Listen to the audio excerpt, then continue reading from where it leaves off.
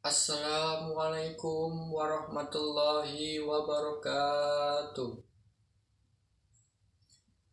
Alhamdulillah, alhamdulillahilladzi an'ama alaina bi ni'matil imani wal islam.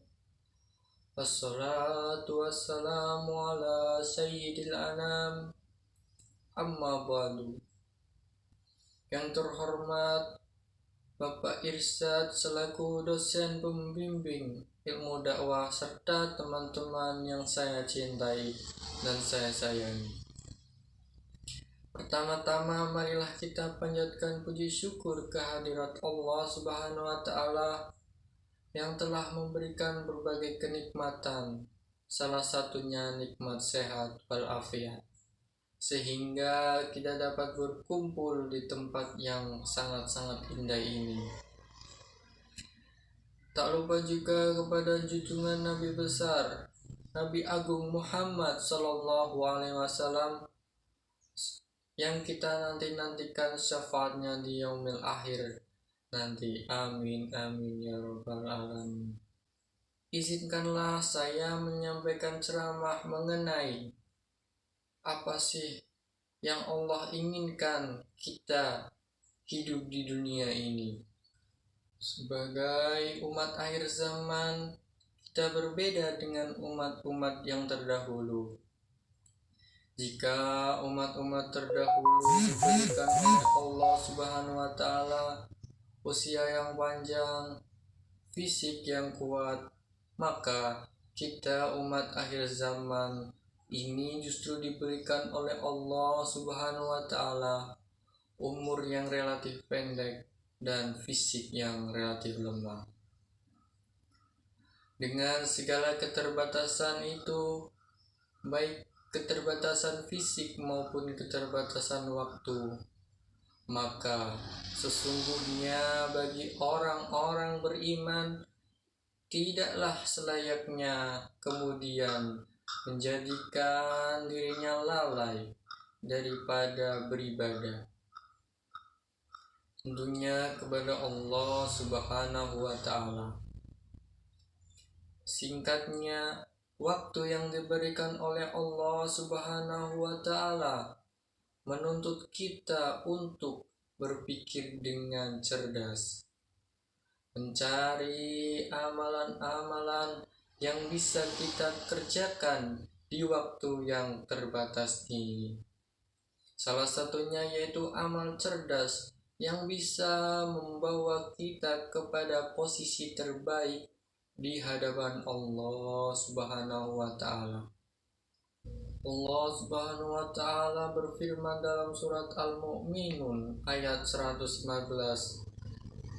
yang berbunyi, A'udzubillahi minasyaitonirrajim. Bismillahirrahmanirrahim. Afa hasibtum annama khalaqnakum abasaw wa annakum ilaina la turja'un. Shadaqallahul adzim.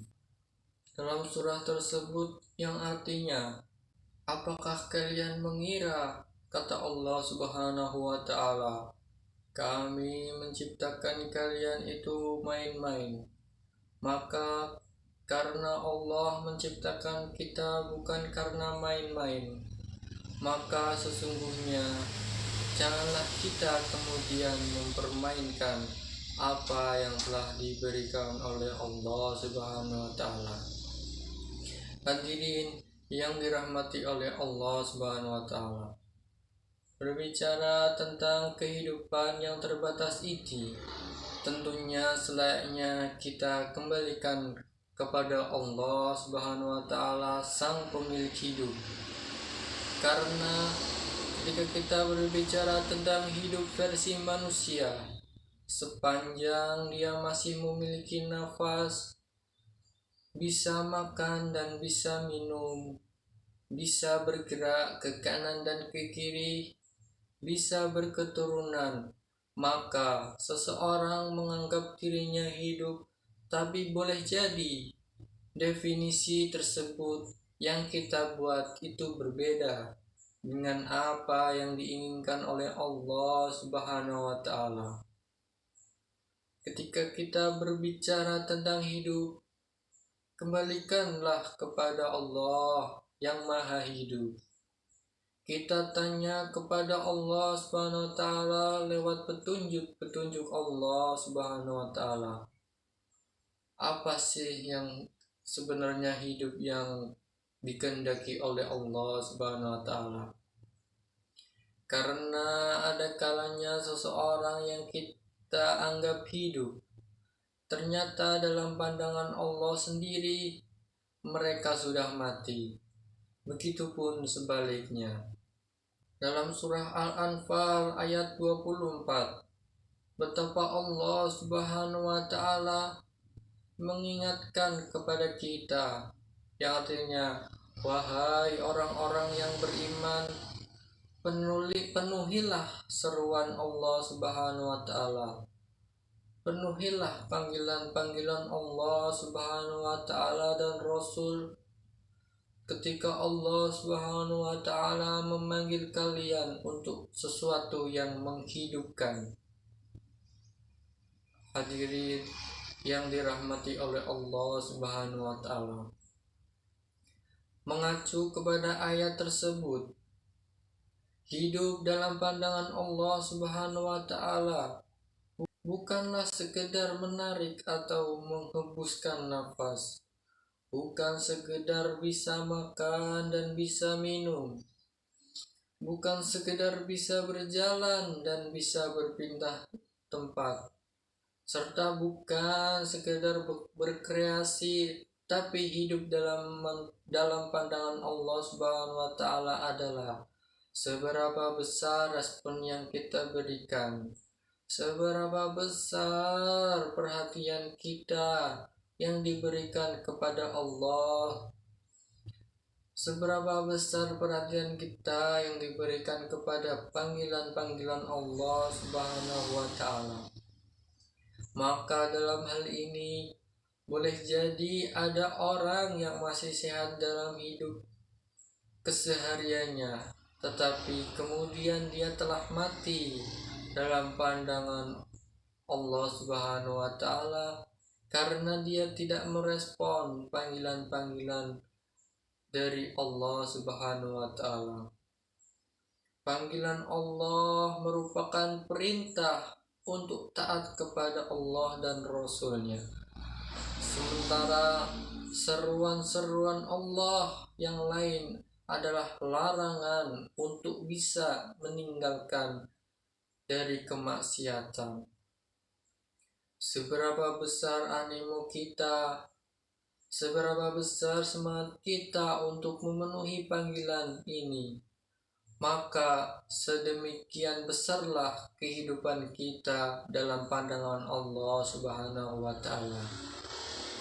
Oleh karena itu, orang-orang yang beriman bukan ditanya berapa lamanya hidup di permukaan bumi Allah Subhanahu wa Ta'ala, tetapi beberapa lama waktunya yang bisa dipergunakan untuk merespon panggilan-panggilan Allah Subhanahu wa Ta'ala.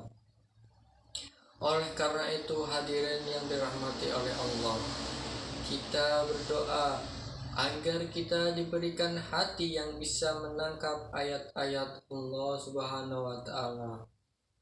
Itulah sebabnya hadirin yang dimuliakan oleh Allah Subhanahu wa Ta'ala, hidup yang singkat ini mudah-mudahan kita tidak lagi kita persingkat dengan hal-hal yang sia-sia, tapi kita pergunakanlah hidup yang singkat ini dengan merespon panggilan-panggilan dan seruan-seruan dari Allah Subhanahu wa Ta'ala. Dan jadikanlah panggilan Allah Subhanahu wa Ta'ala di atas panggilan-panggilan lainnya, serta tempatkanlah pada posisi terbaik dan tertinggi di tengah-tengah kehidupan kita. Muliakanlah panggilan Allah Subhanahu wa Ta'ala dan jangan hinakan karena itu sama artinya dengan mengingkari Allah dan Rasul. Hadirin yang dirahmati oleh Allah Subhanahu wa Ta'ala, mudah-mudahan kita yang ada di tempat ini, di tengah-tengah keterbatasan ini, kita bisa berbuat baik dan beramal cerdas. Beramal cerdas yang mengarahkan kita taat kepada Allah Subhanahu wa Ta'ala. Amin, amin ya Rabbal Alamin. Demikianlah ceramah yang saya sampaikan. Kurang dan lebihnya saya mohon maaf. Assalamualaikum warahmatullahi wabarakatuh.